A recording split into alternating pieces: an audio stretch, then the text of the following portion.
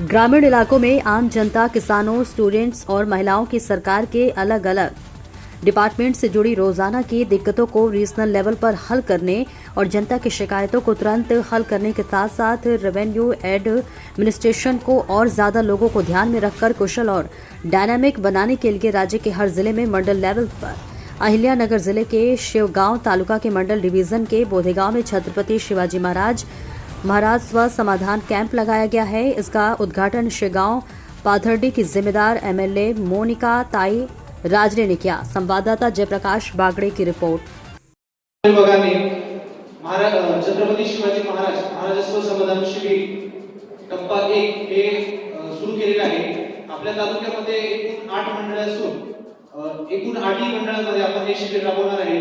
तर या शिबिराचा सुरुवात आपण बोधेगाव मंडळापासून सुरू करणार आहोत। तर या शिबिरामध्ये आपण काम लवकर सुरू करणे अपेक्षित आहे।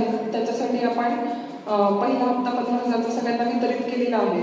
तरी माझी सर्वांना एवढी विनंती आहे की ज्यांना घरकुलं मंजूर झालेली आहेत तर त्यांनी घरकुलाचं काम लवकरात लवकर सुरू करा।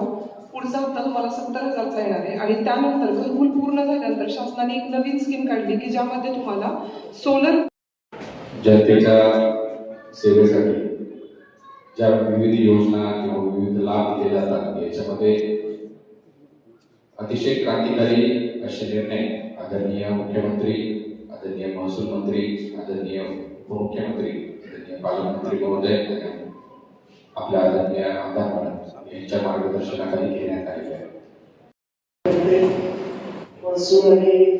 सगळ्याच विभागाचे सर्व अधिकारी कर्मचारी सर्वांचं मनापासून स्वागत करते आणि निश्चित जनतेबद्दल देखील व्यक्त करते।